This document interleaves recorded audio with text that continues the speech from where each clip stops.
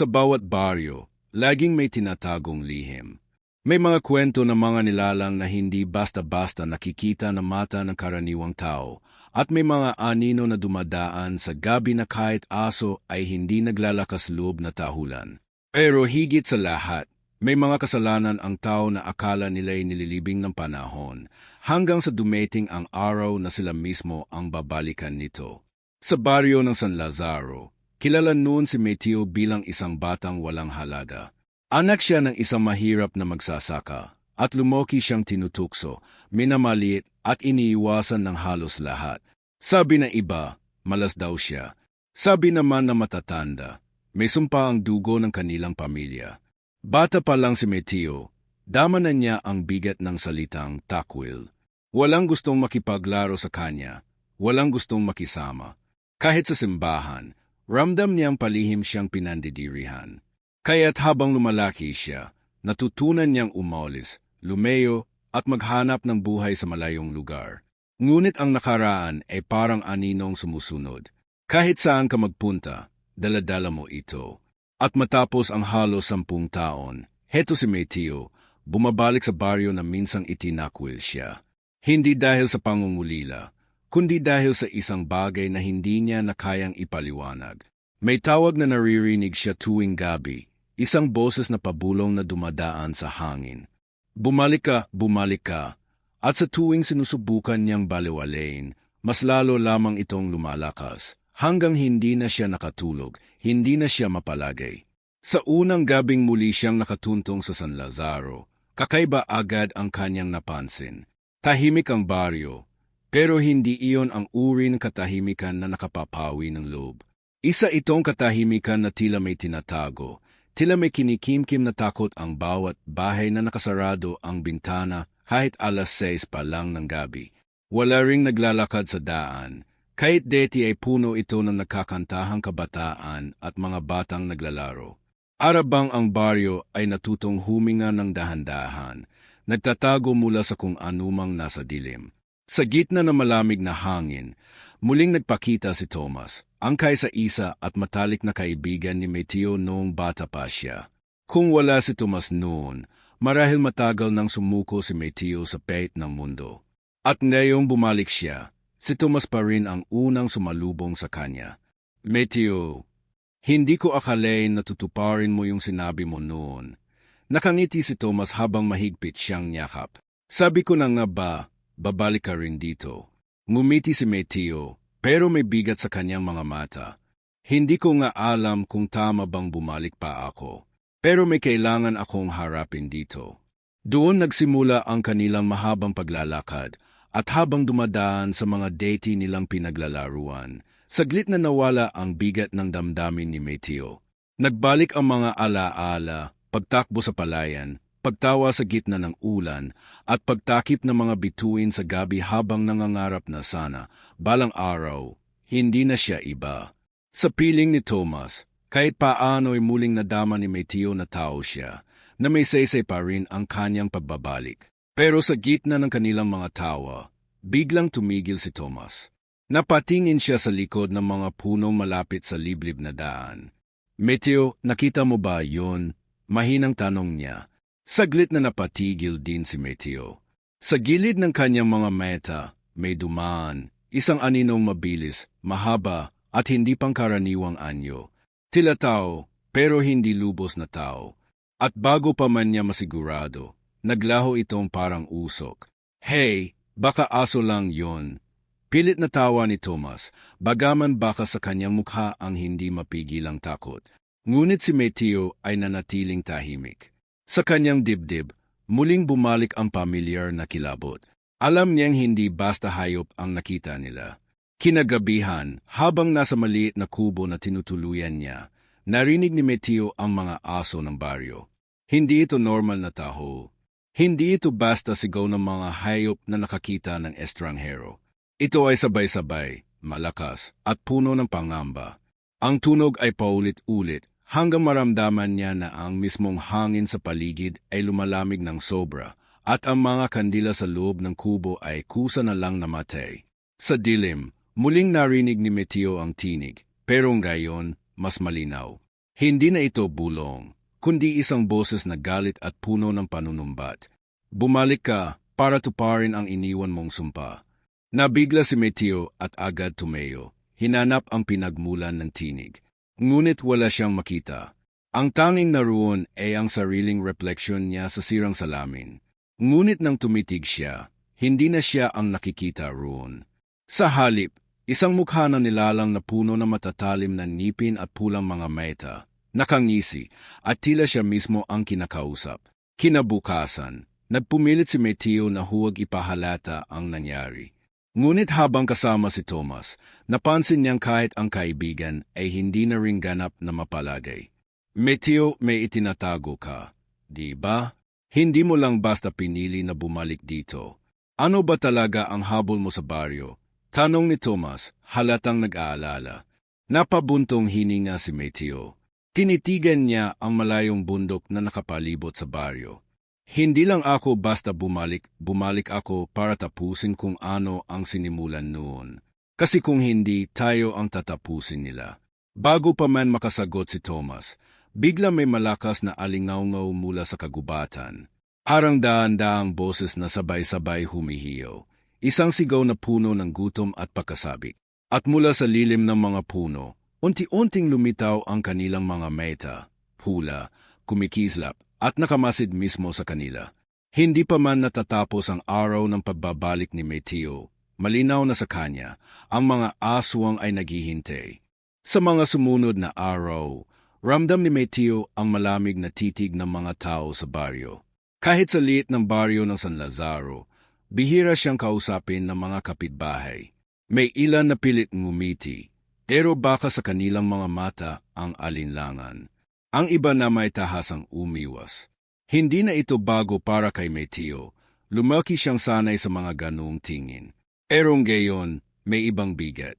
Parang hindi lang siya basta takwil, kundi isa ring paalala ng isang lumang kasalanan na pilit na tinatago ng buong baryo. Isang gabi, habang naglalakad siya pauwi mula sa kubo ni Thomas, nadaanan niya ang dalawang matandang babae na nag-uusap sa gilid ng kalsada. Hindi nila alam na naroroon siya. Bakit pa kasi bumalik ang batang yon? Bulong ng isa. Wala namang dinulot ang pamilya nila kundi kapahamakan. Hindi ba't ang tatay niya, siya ang nagsimula ng gulo noon? Sagot ng isa pa, at biglang napatingin sa paligid, para bang may kinatatakutan. At yung sumpa, baka ito na ang simula. Nang marinig iyon, kumabog ang dibdib ni Meteo. Gusto niyang lapitan at tanungin, pero pinili niyang lumakad ng dahan-dahan palayo. Kasi kahit noon pa man, isang tanong ang paulit-ulit na gumugulo sa kanya. Ano ba talaga ang ginawa ng pamilya ko? Hindi niya iyon nakuha kailanman mula sa kanyang ina, na maagang namatay. Ang ama naman niya ay misteryosong nawala isang gabi at hindi na bumalik.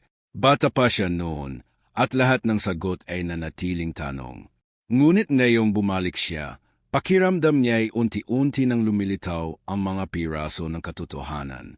Kinabukasan, tumunta siya sa matandang albularyo ng baryo, si Elias, isang payat at puting-puting lalaki na halos wala ng ngipin, pero nananatiling matalim ang mga mata.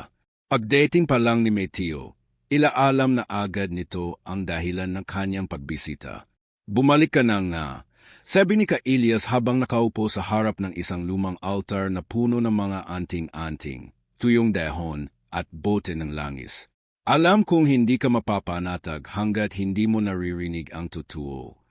Elias, nautal na sabi ni Meteo, ano ba talaga ang ginawa ng tatay ko? Ano ang sumpa na sinasabi nila? Saglit na tumahimik ang matanda bago nagpatuloy. Ang iyong ama, si Mang Ruben, siya ay hindi lamang magsasaka. Siya ay isang maglolong. Napakurap si Meteo. Ang salitang iyon ay narinig na niya noon bilang alamat, nilalang na may kapangyarihang makipaglaban sa mga aswang, pero itinatakwil ng lipunan. Hindi impossible. Impossible. Humalakhak na mahina si Elias. Kung impossible, bakit ka pa rin dinadalaw ng mga tinig sa gabi? Bakit may aninong sumusunod sa bawat hakbang mo? Tumitig siya kay Meteo. Nasa dugo mo, anak, at ang sumpa ng iyong ama, ngayon, nasa iyo na. Bago pa man makasagot si Mateo, biglang umihip ang hangin sa loob ng kubo. Umuga ang mga kandila, at mula sa isang lumang kahon, unti-unting lumitaw ang isang bagay, isang makalumang pulseras na yari sa kahoy at ginto, may nakabawang mutya sa gitna na kumikislap sa liwanag. Ito ang iniwan ng iyong ama, sabi ni Elias, maingat na iniabot ang pulseras. Ang mutya ng lolong. Hindi basta-basta ito. Sa oras na isuot mo, makikita mo ang tunay na anyo ng mga halimaw at makakayanan mong labanan sila.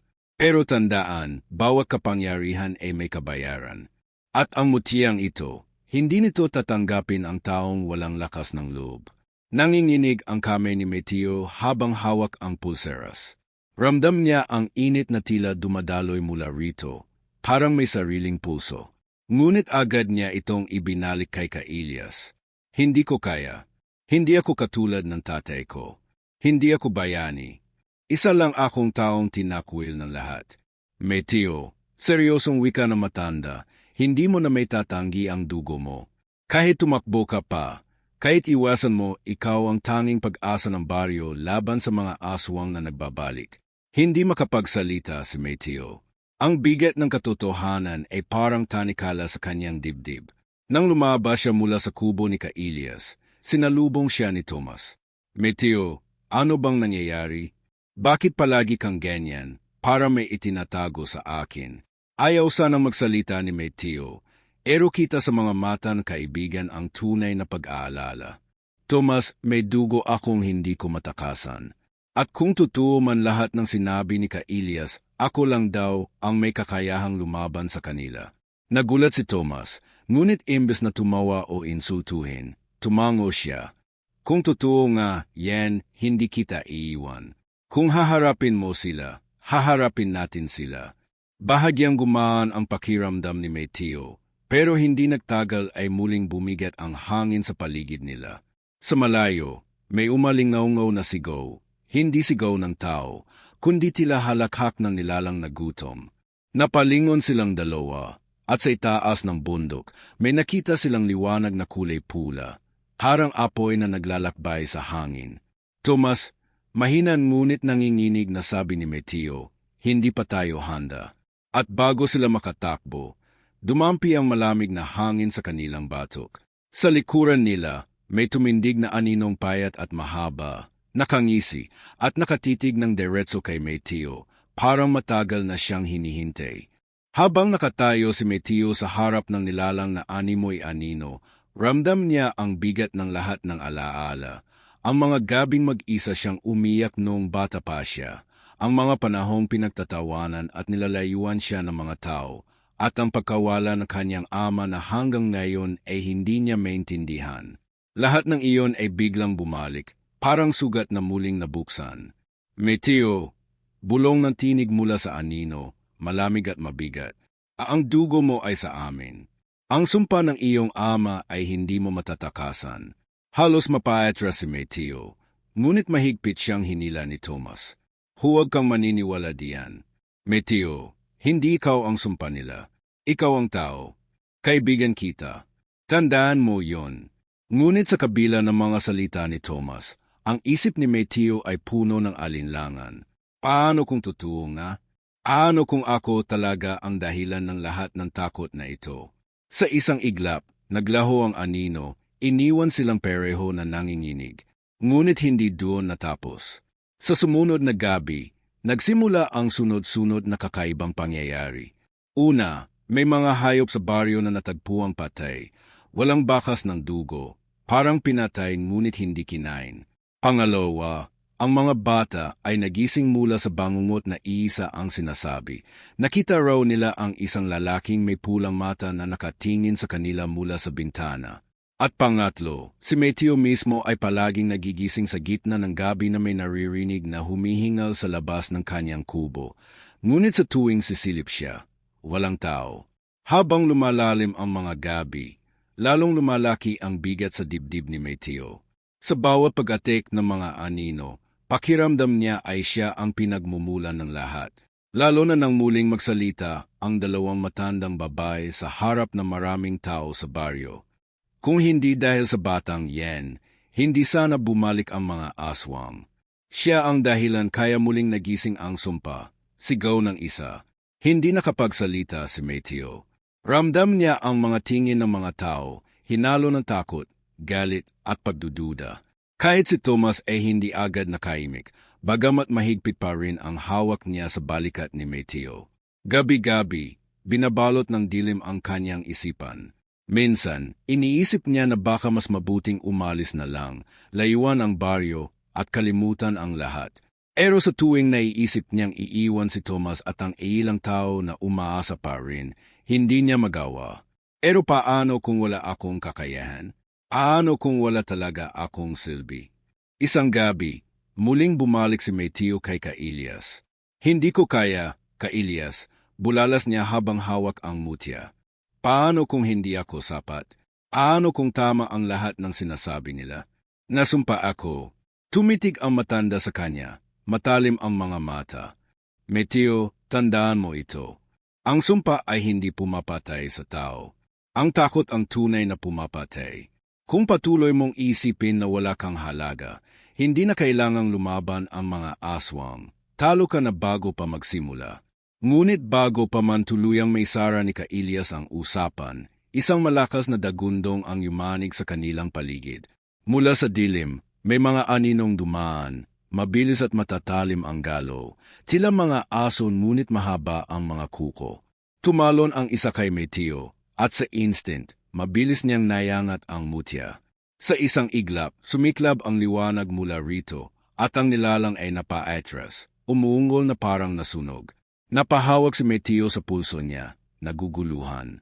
Hindi niya alam kung paano niya iyon nagawa. Ngunit malinaw sa kanya, ang mutya ay hindi lamang simbolo, ito ay sandata. Pagkatapos ng insidente, nagsimula siyang bantayan ng mga nilalang mula sa dilim. Hindi sila umatek ng tuluyan, kundi tila sinusubok lamang siya. Isang gabi, habang naglalakad kasama si Thomas, bigla nilang narinig ang mabibigat na yabag sa likuran. Paglingon nila, wala. Ngunit pagharap nila, nasa harapan na nila ang isang batang babae, marumi, maputla, at umiyak. Kuya, tulungan mo ako. Mahina nitong sabi. Agad na lumapit si Thomas, ngunit pinigilan siya ni Mateo. May kakaiba sa batang iyon, ang mga mata niya ay hindi karaniwan. Sa isang kisapmeta, nagdilim ang anyo ng bata at naging isang nilalang na mahaba ang lig at may matutulis na ngipin. Mabilis itong sumugod at sa sobrang gulat, muntik nang tamaan si Thomas. Ngunit bago pa man mangyari, muling nagliwanag ang mutya sa puso ni Mateo at tinulak ang halimaw palayo. Himihingal si Mateo habang nakatingin sa liwanag. Bakit ako? Bakit ako ang pinili? Bulong niya. Dahil ikaw lang ang may dugo na maglolong. Sagot ni Ka-Elias na biglang lumitaw sa dilim, tila matagal nang nagmamasid. At dahil ikaw ang anak ng lalaking minsang nagtaksil sa kanyang kapatiran. Napako si Mateo sa narinig. Nagtaksil? Anong ibig mong sabihin? Ang iyong ama, patuloy ni Ka-Elias, ay isa sa pinakamalakas na maglolong. Ngunit sa takot at sa pagnanais na iligtas ang pamilya, nakipagkasundo siya sa isang makapangyarihang aswang. At ang kasunduan, iyon ang sumpang minana mong gayon. Parang binagsakan si Mateo ng mundo. Ang ama niya matagal niyang hinanap at inasam ay hindi isang bayani, kundi isang traitor. At ngayon, siya ang kailangang magbayad sa kasalanan nito. Pinikit niya ang mga meta, pilit nilulunok ang pait. Paano ko haharapin ang isang laban na bunga ng kasalanan ng iba? Paano ko tatanggapin ang kapalaran na ayaw ko naman? Ngunit bago pa man siya makapag-isip, dumating ang mas nakakatakot na sagot mula sa kagubatan, isang halakhak na kumakalabog sa hangin, malalim, mabigat, at puno ng panunuya. At ngayon, nagbabalik ang anak ng trader, sabi ng boses. At sa gabing ito, malalaman natin kung karapat-dapat nga ba siyang mabuhay. Muling nanginig ang lupa, at ang mga mata mula sa dilim ay nag-isa-isa na namang kumislap.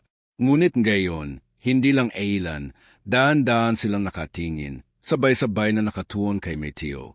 At sa gitna ng takot, hindi niya alam kung tatakbo ba siya o haharapin na ang kapalarang pilit niyang tinatanggihan. Lumipas ang mga gabi at bawat araw na dumarating ay parang lalong sumisikip ang hangin sa baryo. Sa mga puno, may mga ibong biglang nakakandarapang lumipad na tila may kinatatakutan. Sa mga ilog, may naririnig na malalakas na pagkaluskos kahit walang tao. At sa gitna ng gabi, maririnig ang alulong ng aso na sabay-sabay, para bang may kinatatakutan silang isang bagay. Si Meteo, bagaman dala ang mutya ng kanyang ama, ay hindi pa rin panatag. Sa tuwing tinititigan niya ang pulseras, nakiramdam niya ay pinapasan niya hindi lamang ang bigat ng baryo, kundi peti na rin ang kasalanan ng kanyang pamilya. Madalas niyang tanungin ang sarili kung karapat-dapat ba siyang lumaban, o baka siya mismo ang dahilan ng pagbalik ng dilim. Si Tomas ang laging sumasalo sa kanyang mga buntong hininga. Isang gabi habang nagbabante sila sa tabing palayan, nagsalita ang kaibigan. Meteo, alam kong mabigat to para sa'yo. Pero hindi mo kasalanan ang ginawa ng tatay mo. Huwag mong pasanin ang lahat. May laban tayong gayon, pero hindi mo kailangan mag-isa. Napayo ko si Meteo. Pero Tomas, paano kung tama sila? Paano kung ako na ang sumpa? Baka mas lalo ko lang silang ilagay sa kapahamakan. Umiling si Tomas, sabay tinapik siya sa balikat. Kung sumpa ka, hindi kita tatawaging kaibigan. Kung sumpa ka, hindi ka lalaban ngayon. Pero nandito ka. Ibig sabihin, mas malakas ka kaysa sa takot mo. Sandaling gumaan ang pakiramdam ni Meteo, ngunit hindi iyon nagtagal. Sapagkat sa malayo, may umalingaw-ngaw na tunog, huni ng mga kuliglig na biglang sabay-sabay tumigil. Sumunod ang pagyanig ng lupa, mahinan ngunit malinaw, parang mabigat na yabag mula sa kagubatan. Kinabukasan, nagtipon ang ilang matatanda sa baryo. Wala na silang ibang nagawa, kundi tanggapin ang katotohanang hindi na sila ligtas. May ilan na nag-all sa balutan, handa ng lisanin ang kanilang tahanan. Ngunit may ilan, gaya ni Elias, na maring nanindigan. Kung tatakbo tayong gayon, walang saysay. Saan man tayo pumunta, susundan nila tayo. Ang kailangan natin ay lumaban. At ang susi sa laban na ito ay nasa dugo ni Meteo. Maraming peres na mata ang sabay-sabay na tumingin kay Meteo. May ilan na puno ng pag-asa, pero mas marami ang may halong takot at pagdududa. Maging si Meteo ay hindi nakayanan ang bigat ng mga titig na iyon. Parang hinihila siya ng lupa. Gusto niyang maglaho. Kinagabihan, sa kubo ni Elias, sinimulan ni Meteo ang maikling pagsasanay gamit ang mutya. Tinuruan siya ng matanda kung paano makinig sa pintig ng pulseras, kung paano gamitin ang liwanag nito laban sa mga anino. Ngunit sa bawat pagtatangka niya, mabilis siyang napapagod. Sa halip na lakas, mas madalas na panghihina ang nararamdaman niya. Hindi sapat ang lakas ng katawan, Meteo, wika ni Elias. Kailangan mong buuin ang loob mo. Ang mutya ay hindi susunod sa pusong duwag. Napayo ko si Meteo, pawis na pawis at hingal na hingal. Sa gilid, nandoon si Tomas, laging nakabante. Meteo, kaya mo, too. Hindi mo kailangan maging katulad ng tatay mo. Ikaw ang pipili kung sino ka. Ngunit sa likod ng mga salitang iyon, ramdam pa rin ni Meteo ang sugat ng nakaraan. Ang alaala ng mga gabing umiyak siya mag-isa, ang araw na nawala ang kanyang ama ng walang paalam, at ang matagal na pagtanggap ng baryo na siya isumpa. Hindi basta nawawala ang kirot na iyon, kahit anong lakas ng loob ang pilitin niya. Habang nagpupumilit siyang sanayin ang sarili, dumarami rin ang mga palatandaan ng panganib. May mga batang biglang naglalaho at muling nakikita kinabukasan, tulala, walang maalala. May mga puno sa gilid ng baryo na natuyot na parang hinigop ang kanilang buhay sa isang gabi lang. At isang umaga, natagpuan ng mga magsasaka ang malaking bakas ng paa sa palayan. Hindi paa ng tao, hindi rin hayop, kundi parang pinaghalong dalawang nilalang. Meteo, bulong ni Tomas habang tinitingnan nila ang mga bakas. Kung ito man ang kalaban mo, hindi ito basta-basta. Tumingin si Meteo sa malayo, sa kagubatang nakapaligid sa baryo. Doon niya ramdam ang malamig na presensya, ang titig na hindi nakikita pero nararamdaman. Ang halakhak na narinig niya noon ay parang laging bumabalik sa kanyang pandinig. Isang gabi, habang siya at si Thomas ay nagbabante, bigla silang nakakita ng kakaibang liwanag sa gilid ng ilog. Kulay pula, kumikislap, parang apoy na lumulutang. Mabilis silang nagtago sa likod ng mga damo. Mula sa liwanag, unti-unting lumitaw ang isang nilalang, mataas, kaya't mahahaba ang braso at may mga pakpak na parang paniki. Ang balat nito'y kulay abo at ang mga matay nagliliyab na pula. Hindi ito lumapit, pero ramdam nila ang bigat ng presensya nito, para bang pinipiga ang kanilang dibdib. Si Thomas ay halos hindi makahinga. Meteo, yan ba ang hinihintay mo? Yan ba ang aswang na sinasabi nila? Hindi makasagot si Meteo. Inipigilan niyang manginig, ngunit ramdam niyang hindi pa siya handa. Ang mga kamay niya ay nanginginig habang hawak ang mutya. Ngunit imbes na magsalita, bigla siyang nakarinig ng boses sa kanyang ulo, isang tinig na malamig, mabagal, at puno ng panunuya. Hindi mo kami matatalo, anak ng traidor. Hindi ka bayani, ikaw ay simula ng wakas. Napakagat si Meteo sa labi. Pilit nilalabanan ang takot. Ngunit bago pa niya magawa ang kahit ano, muling naglaho ang nilalang. Iniwan silang pareho ni Thomas na nanginginig at hingal na hingal. Arabang dumaan sila sa isang bangungot. Pagbalik nila sa kubo, halos hindi makapagsalita si Thomas. Kung ganyan kalakas ang kalaban, paano pa tayo mananalo? Tahimik si Meteo. Sa loob niya, alam niyang tama si Thomas. Hindi pa siya handa. Hindi pa buo ang loob niya. At habang dumarating ang bawat gabi, lalong lumalakas ang presensya ng kaaway. Ngunit isang bagay ang malinaw, hindi na sila makakatakas. Kung hindi niya kakayanin ang kanyang kapalaran, lahat ng tao sa baryo ang magbabayad ng buhay. At sa gabing iyon, habang mag-isa siyang nakaupo, hawak ang mutya, hindi niya maiwasang pumatak ang kanyang mga luha. Hindi dahil sa takot, kundi dahil sa bigat ng tanong na paulit-ulit na bumabalik. Handa ba talaga akong maging bayani, kung ako mismo ang sugat ng nakaraan? Sa mga sumunod na araw, lalong bumigat ang presensya ng dilim. Ang mga magsasaka ay hindi na pumapasok sa kanilang mga bukid. Ang mga bata halos hindi na pinapalabas ng mga magulang. Lahat ay naghihintay, nanginginig, na parang alam nilang may darating na malaki at hindi nila kayang pigilan. Si Meteo, kahit hawak ang mutya, ay hindi pa rin sigurado sa kanyang sarili.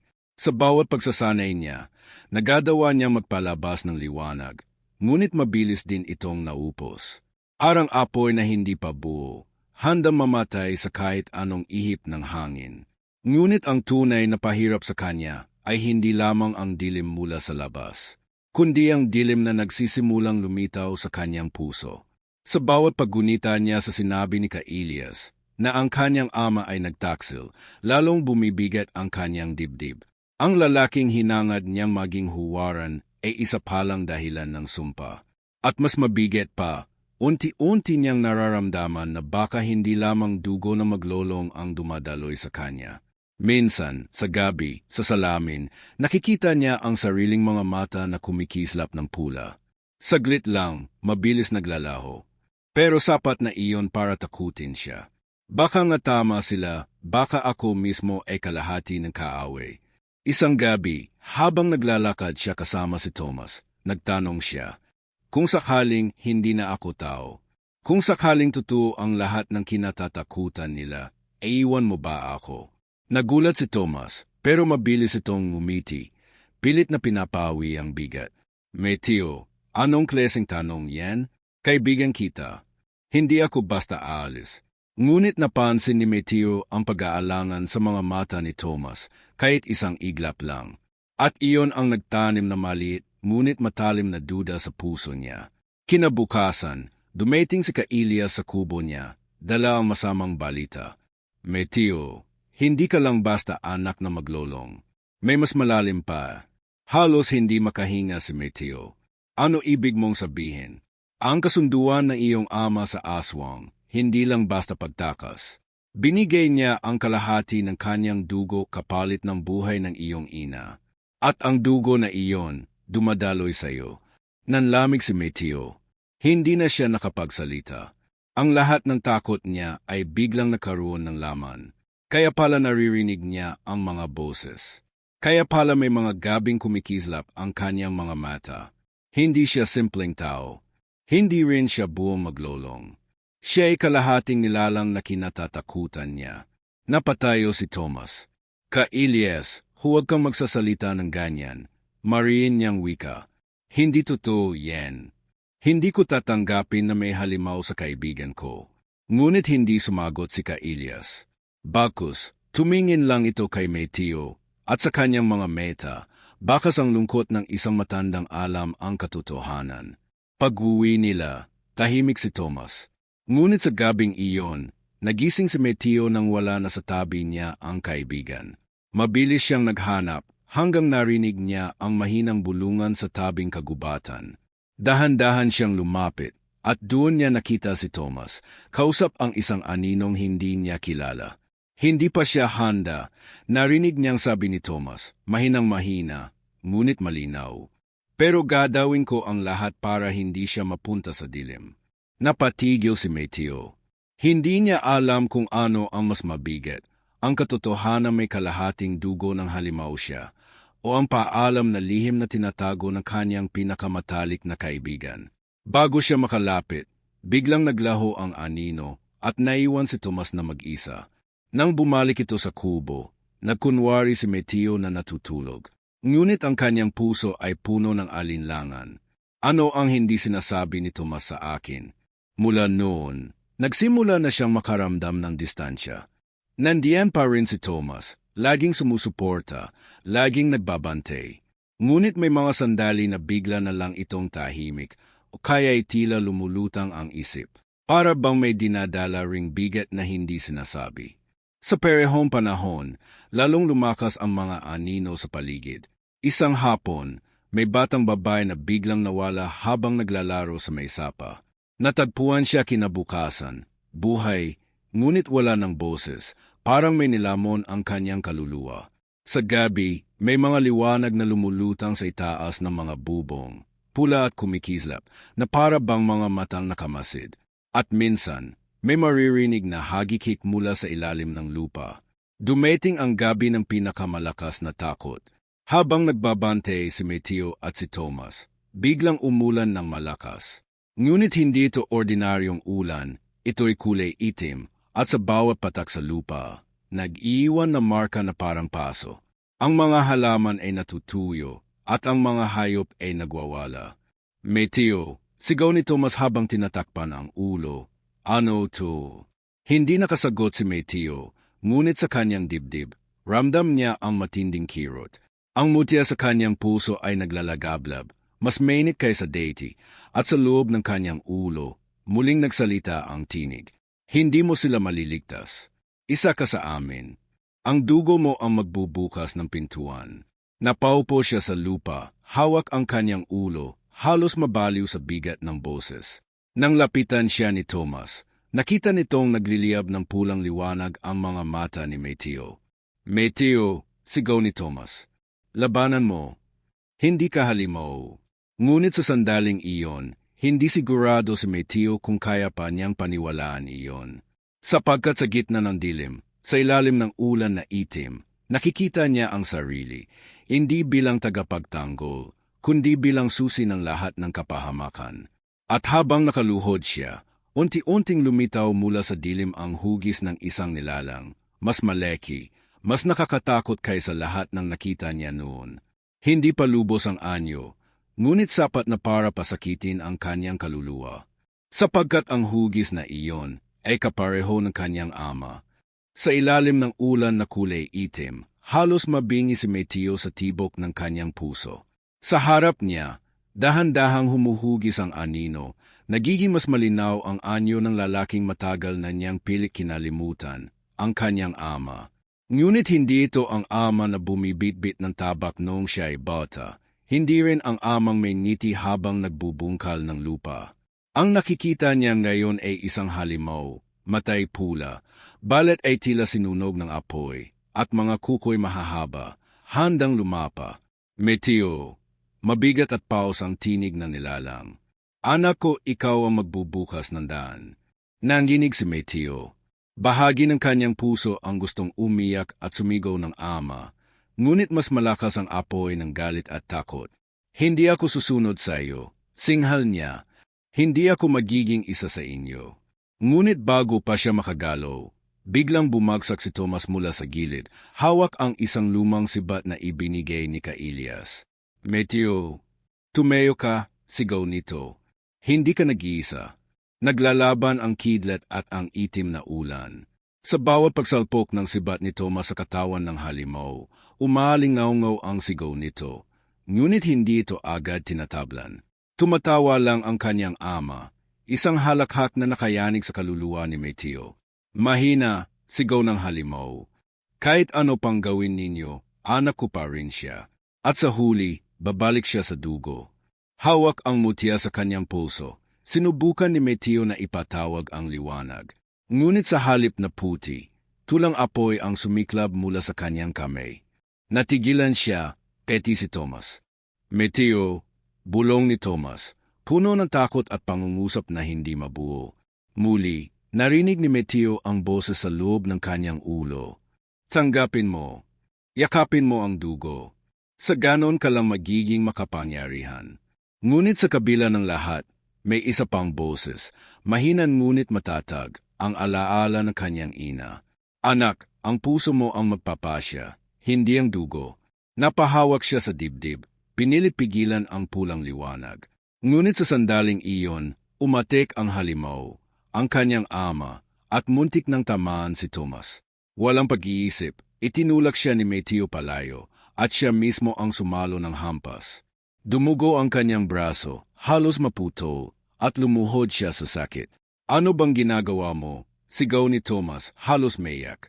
Ngunit kahit nanginginig, tumayo si Meteo. Hindi ko hahayaang ikaw ang masaktan. At doon niya naisip, marahil ito ang tunay na kapangyarihan ng mutya, hindi upang yakapin ang dugo ng dilim, kundi upang ilabas ang lakas mula sa sakripisyo. Isang matinding liwanag ang sumiklab mula sa mutya, mas maliwanag pa sa anumang nakita nila.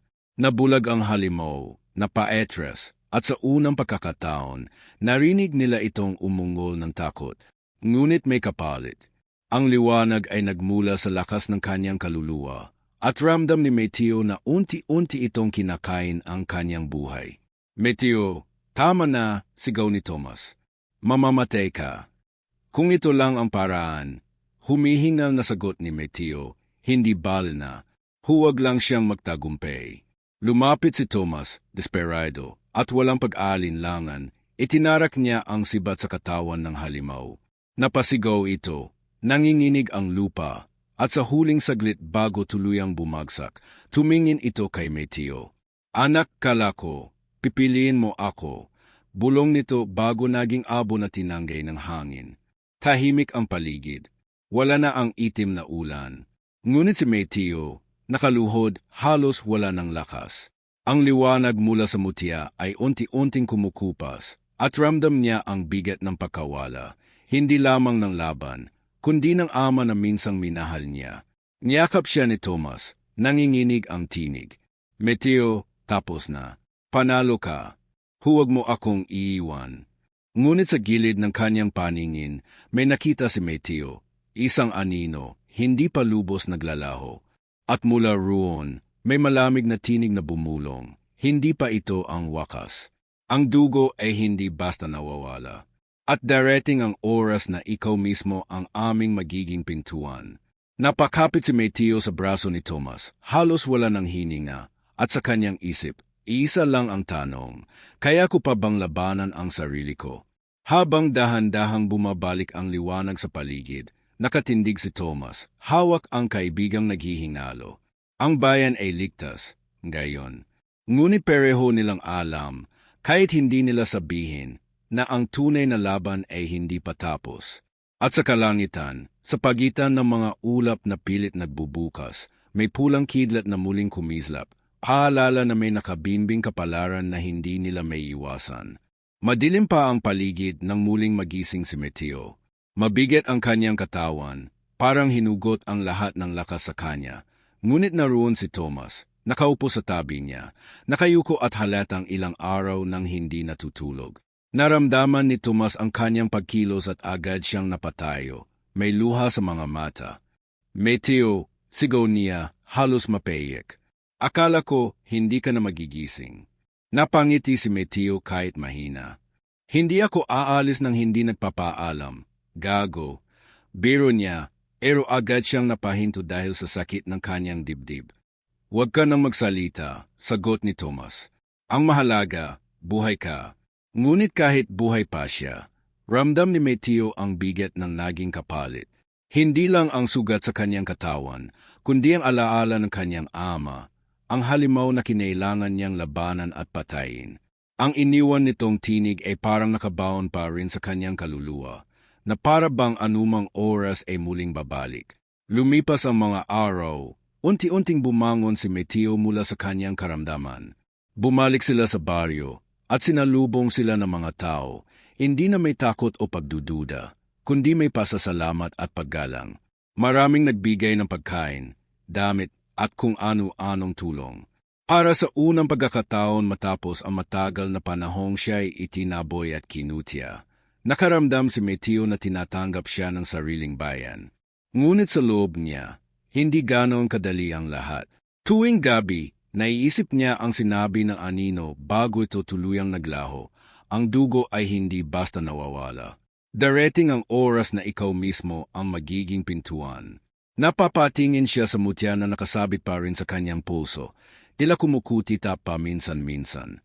Hindi niya alam kung iyon ba ay paalala ng kanyang ginawa o babala ng paparating. Isang gabi, habang mag-isa siyang naglalakad sa may ilog, may biglang lumitaw na malamlam na liwanag. Doon, nakita niya ang diwata na minsan nagpakita sa kanila bago ang laban. Mapayapa ang itsura nito, ngunit may lungkot sa mga mata. Meteo, wika nito, natupad mo ang iyong tungkulin, nailigtas mo ang iyong baryo, at naipakita mo na ang puso ay higit sa dugo. Ngunit huwag mong kalilimutan, may kapalit ang lahat ng bagay. Ang mutya ay hindi lamang protection, ito rin ay tanikala. Hanggat suot mo ito, dala mo ang bigat ng sumpa. Napalunok si Meteo. Ibig sabihin ba, hindi pa tapos ang laban? Umiling ang diwata. Ang laban ay tapos na, para sa ngayon. Ngunit ang iyong pag-iral mismo ay magiging pagsubok. Ikaw ang magpapasya kung magiging pintuan ka ng dilim o tagapagtanggol ng liwanag. At tulad ng pagdating nito, naglaho rin ang diwata, iniwan siyang nag-iisa sa tabi ng agos ng ilog. Sa mga sumunod na linggo, sinikap ni Meteo na mamuhay ng normal.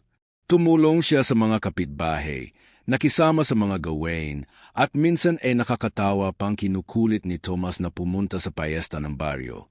Ngunit kahit may mga halakhak at sandaling payapa, alam nilang pareho ni Thomas na may sugat na hindi na maghihilom.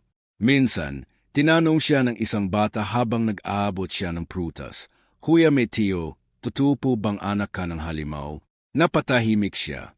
Tumingin siya sa bata at sa kamarahang ngumiti. Totoo, pero hindi iyon ang magpapasya kung sino ako. May pagpili tayo at pinili kong maging tao. At sa sagot niyang iyon, tila nawala ang bigat sa kanyang dibdib, kahit saglit lamang. Sa huling gabi bago sila muling bumalik ni Thomas sa kanilang maliit na kubo sa gilid ng gubat, nagtipon ang buong baryo.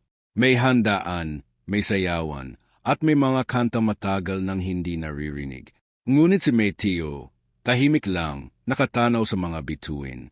Lumapit si Thomas, may hawak na lambanog. Hoy, biro niya. Para hindi ka masyadong seryoso. Kahit minsan lang, ngumiti ka. Napatawa si Meteo ng mahina at kinuha ang inumin. Salamat, Thomas. Kung wala ka, baka matagal na akong natuluyan. Kung wala ka, sagot ni Thomas, baka tapos na rin ang baryo. Kaya pareho tayo may utang sa isa't isa. Nagtagay sila at sa katahimikan ng gabi, sabay na tumingala. Sa kalangitan, may mga ulap na kumikilos, at sa likod nito, tila may namumuong pulang kidlat. Hindi iyon kasing lakas na nakita nila noon, ngunit sapat para ipaalala kay Mateo na hindi pa tapos ang lahat. Mateo, mahinang sabi ni Thomas, kung darating ulit ang oras, handa ka ba? Sandali na tahimik si Mateo bago sumagot. Hindi ko alam. Pero kung darating man, hindi na ako tatakbo. Hindi na ako matatakot. At hindi na ako mag-isa. Muling bumalik ang katahimikan, at habang ang buong baryo ay masaya at walang kamalay-malay, naroon si Mateo at Thomas, dalawang taong alam ang bigat ng katotohanan. Ang laban ay tapos na. Ngunit ang anino ng dugo ay mananatiling bahagi ng kanilang buhay. At sa kanyang puso, isang bagay ang malinaw kay Mateo. Hindi niya alam kung ano ang darating, ngunit alam niyang ang pagpili ay laging nasa kanya. Dahil ang dugo ay maaaring magdikta ng iyong pinagmulan. Ngunit ang puso ang tunay na nagsasabi kung sino ka. At sa ilalim ng mga bituin, sa katahimikan ng baryo na muling natutulog ng payapa, muling sumagi sa isip niya ang huling tinig ng kanyang ina. Anak, ang puso mo ang magpapasya, hindi ang dugo. At doon, nakahanap siya ng kapayapaan, kahit alam niyang may paparating pang unos.